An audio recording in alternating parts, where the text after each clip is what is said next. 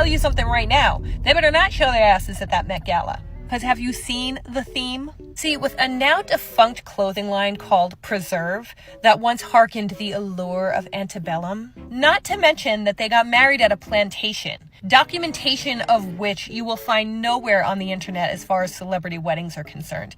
That might be the smartest thing they've ever done. No doubt they had the reception in this lovely facility called the Cotton Dock. This is probably what it looked like. And it's just a few yards away from the quarters. No. We're not having that at this Met Gala. We all thought them showing up at SNL was premeditated and presumptuous. Imagine they show up on the red carpet next to this guy, Coleman Domingo, who's one of the chairs. Or better yet, next to this couple, Rihanna and ASAP, who are also chairs. Guys, I know it's going to be hard to be downtown in Tribeca with all the excitement going on uptown. But please do not come. Do not pass go. Do not collect $200. Ms. Wintour, I would ask that you not extend the invitation, but I think you probably know better. I'm kind of used to seeing, and pardon my language here, but we're very used to seeing like a Blake, right? She's very unkind to reporters, and genuinely I think that there's just a lack of a better word there.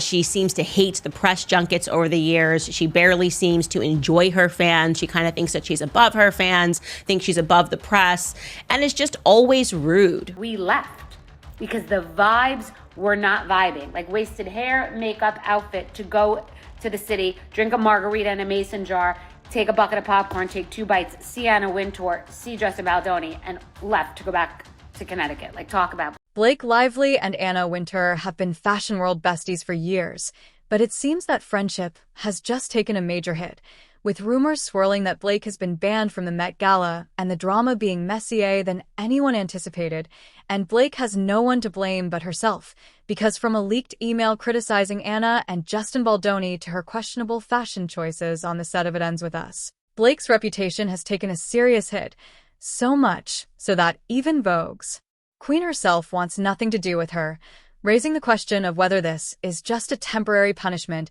or if Blake has officially lost her Met Gala privileges forever.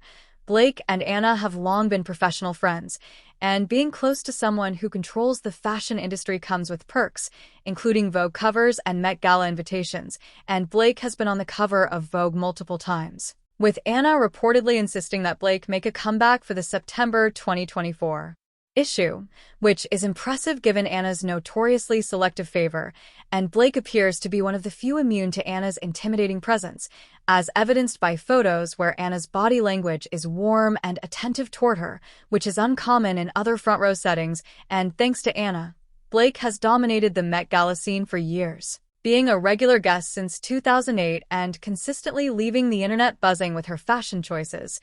However, Blake will not walk the red carpet this year, as Anna reportedly caught wind of Blake's antics and refuses to let her sabotage the biggest event of the year.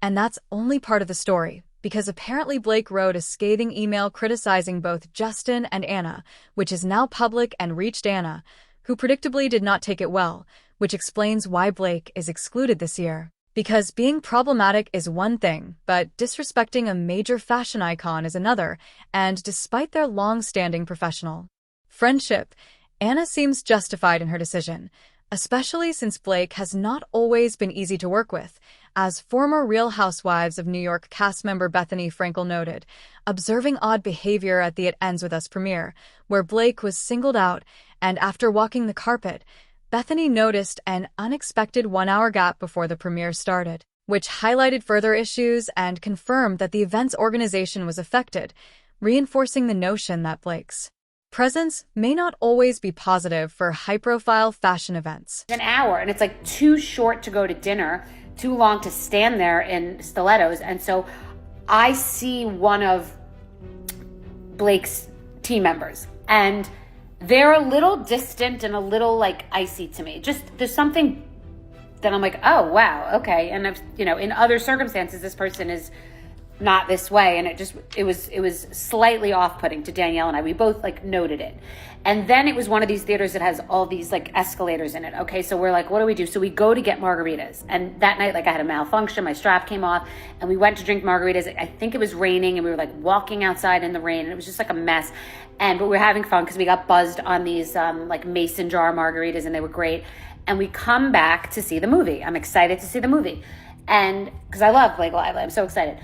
So we walk upstairs and we see Anna Wintour. She passes us and I'm like, oh my God, wow, we'll do that another time, but like, let's park that. So then we keep walking and this guy says to me, oh, hey, Bethany, you know Justin, he was on your podcast. And he's in this one like line and we say hello to each other. I didn't remember who he was. I don't know why, but we say hello to each other. He was very nice. I think he was wearing purple. And he's in this one theater. And then we think this, we saw him, so we're just going into the theater. Not usually, always, unless it's a weird different screenings, the premiere is in one giant theater and there might be like an overflow theater, okay? But here, like he's in one theater, something's going on somewhere else. I saw Anna walk this way. So they take us and they put us all the way to the left in this theater where like nobody was in this theater. And it was just strange. It felt like everybody was separated. And I just called Danielle to be like, oh my God, like everybody was separated. I mean, now we're hearing about everybody being separated and the vibe was off. And so what I didn't tell anybody, because I was like, we'll be canceled, was we left because the vibes were not vibing. Like wasted hair, makeup, outfit to go to the city, drink a margarita in a mason jar, take a bucket of popcorn, take 2 bites, see Anna Wintour, see Justin Baldoni, and left to go back to Connecticut, like talk about blue ball. The fact that Blake was engaging in those kinds of shady moves right in Anna's presence must have been extremely off-putting for the fashion icon, and assuming Bethany is being truthful, some fans believe that this may have been the exact moment Anna decided to ban Blake from the Met Gala. However, that is not the only reason Anna chose to exclude her, as she likely follows the news and can clearly see that Blake is struggling with public perception lately, and in fact, her upcoming project. With Anna Kendrick, A Simple Favor 2 is predicted to underperform, largely due to the ongoing negative press surrounding Blake and the controversies she has been involved in. Alongside Anna Kendrick, and I should say first and foremost, regarding Anna Kendrick, we already knew that she was somewhat upset leading up to this premiere for obvious reasons. I mean, you imagine you work your off, you're in this movie, you're fighting with Blake Lively about who should be more prominently featured on all of the materials and the advertisements, because I guess that's a thing, like where you're featured on the movie poster, and Blake Lively wants to be prominently featured, and then she gets herself into this huge situation worldwide. She is sort of despised alongside her husband, and now you've got to recognize that this movie's probably not going to do so well because people are just not going to watch a movie with Blake Lively in it. And the rumors were that she felt that Blake Lively didn't do anything to dispel that. She didn't come out and make a statement. She didn't come out, with her heart in her hand or say anything. She just kind of allowed this movie to be like an innocent bystander to everything that went on with It Ends With Us. It Ends With Us, pardon. So leading up to this red carpet, all eyes were kind of on Blake. People were wondering if she was going to bring Ryan. I said, definitely not. That's not going to happen. Obviously, she's adjusting and she's realizing what a bad decision SNL was. People don't like Ryan Reynolds, especially. So she did show up alone. It seems the premiere of A Simple Favor 2 focused more on controversy than the project itself, all because of Blake. And there's no way Anna would allow the year's biggest event to be tarnished like that. But it goes even deeper, as the recent controversies have also exposed significant details about Blake's work ethic. Take out, smear, and destroy the reputations of people that they don't like, or people perhaps that their clients don't like. But the question is, who do they do that on behalf of? Who does it benefit when they tell perfectly curated lies to get people really upset, to get the public very upset? And it's not only Candace or bloggers weighing in on the situation. Ever since the controversy, multiple industry insiders who have previously worked with Blake have come forward to share their experiences, and unfortunately, what they revealed is far from flattering. I was interning at the Fuse channel. As I said, this was 2005, end of May, beginning of June. She was doing press for Sisterhood of the Traveling Pants with 3 of the 4 girls. I don't remember who exactly was there, but it was Blake who was actually terrible and made me cry.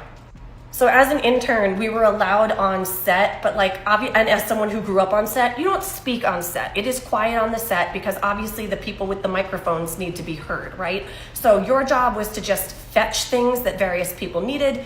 That day, it was my job to hand out these little water bottles to anyone who needed them. As they were walking to set from their green room, I had to pass them in this extremely narrow hallway, literally necessitating me to go like this against a wall so they could get by. Obviously, they're the priority. They need to get to set. I don't speak to them because, again, being an intern and also just growing up in the industry, like, you're seen, not heard, right? When you're not talent, you just do what you have to do. Show concludes, and me and all the interns are then brought upstairs for an emergency intern meeting, and they proceed to yell at us for being unprofessional. Now, I'm very confused. I'm looking around, and I'm like, nobody was unprofessional that day, at least from what I had observed. And then they ask me to stay after the meeting. So now I'm really, now my red flags are going off, like, what happened? She, specifically Blake, alleged that I was unprofessional and treated her like a fan. I want to reiterate, I did not speak to her. I had no idea who she was. She hadn't done Gossip Girl yet. Like, this was her breakout thing. Didn't even know her name. I was focused on the next show that I was supposed to help with production, which was a gaming show that we were doing, or a contest show. Yeah. That's certainly not the kind of person Anna would want anywhere near her, and honestly, considering everything that's come to light about Blake and Ryan over the past few months, many fans also feel that the duo doesn't deserve to attend the Met Gala. Let me tell you something right now. They better not show their asses at that Met Gala. Because have you seen the theme? See, with a now defunct clothing line called Preserve that once hearkened the allure of antebellum, not to mention that they got married at a plantation, documentation of which you will find nowhere on the internet as far as celebrity weddings are concerned. That might be the smartest thing they've ever done. No doubt they had the reception in this lovely facility called the Cotton Dock. This is probably what it looked like. And it's just a few yards away from the quarters. No, we're not having that at this Met Gala. We all thought them showing up at SNL was premeditated and presumptuous. Imagine they show up on the red carpet next to this guy, Coleman Domingo, who's one of the chairs. Or better yet, next to this couple, Rihanna and ASAP, who are also chairs. Guys, I know it's going to be hard to be downtown in Tribeca with all the excitement going on uptown. But please do not come. Do not pass go. Do not collect $200. Ms. Wintour, I would ask that you not extend the invitation, but I think you probably know. Meanwhile, some fans argued that Blake's fashion choices on the set of It Ends With Us should have been enough to make Anna cringe, as it's hard to imagine Anna Wintour being impressed by them, and Blake may appear poised like a mannequin, but nothing beyond that, and before anyone blames the stylist, Blake personally selected her wardrobe and made a significant fuss over it, and according to Justin's lawsuit, she insisted on reworking her character Lily Bloom's wardrobe to match her own vision, which caused the budget to balloon to over $600,000, with court documents noting that she ignored the director's vision and dismissed weeks of effort from the wardrobe team who had spent time carefully crafting and shopping for her outfits, sending hundreds of images to the film's costume designer depicting the style she wanted, which made the costume designer's job much harder as she had to tour Lively's wardrobe choices, far exceeding the allocated budget, diverting time and resources, all while still preparing wardrobes for the rest of the cast.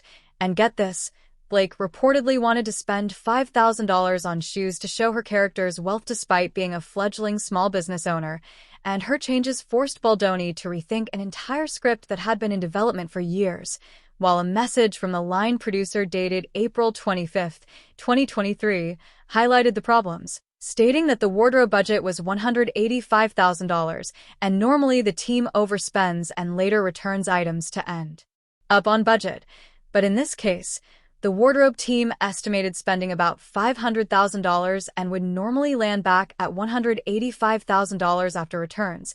Yet to date, they had already spent $615,000 and needed their cash cards replenished because they had only shopped for Justin and Blake, with Blake requiring a complete res hop after her creative changes, which was far more than previously seen for wardrobe overspending, and the line producer stressed that the team had yet to shop for the other characters, emphasizing that while they were trusted, everyone should be aware that this was an unprecedented overspend for the initial wardrobe budget, and replenishment of cards was essential to continue outfitting the rest of the cast. Blake Lively had spoken very openly about the fact that Lily Bloom's wardrobe was not only her clothes, but it was also Ryan Reynolds and Gigi Hadid. Yesterday, while going through Justin Baldoni's timeline, I had read page 17, which shared an email from the line producer talking about being over budget when it came to the wardrobe. Because of that, a lot of people people were very confused, saying how on earth could they have been going over the budget if she was using her own pieces. This person responded to one of the comments under my video saying when she says she used pieces from Gigi Hadid, I assume she meant her clothing brand, which they probably bought. And this part I thought was very interesting. I didn't know this, but she said also actors get reimbursed for using their own wardrobe in the SAG contract. For example, talent, including even background extras, get additional money per day for clothing. I would guess she charged back for her clothing, whether making them pay OG costs or a huge rental fee, just an assumption knowing how wardrobe budgets work. After reading this, I did what any normal person would do, and I decided to search on TikTok to see if there were anybody in the industry that were speaking on this. I ended up finding a video from Ebony Brown Style, who is a union costume designer, and I tagged the video below. She confirmed when an actor wears their own clothing, they get paid for that. She also said that any time, for example, the Valentino bag would appear on screen, Blake Lively would allegedly get a check for that. If that were the case, that would make a lot of sense as to why they were going over budget, because a lot of these pieces were really expensive. Anna could have overlooked Blake's issues with Justin, but given how Blake sabotaged the film with her fashion choices, there's no way the queen of the fashion industry would ignore it, which means Blake can say goodbye to her Met Gala spotlight this year. And while fans remain uncertain if this ban is permanent, hopefully time will clarify the situation. But the bigger question is whether Anna is cutting Blake off completely, or if this is just a one-time measure to teach her a lesson. So let us know your thoughts in the comment section below.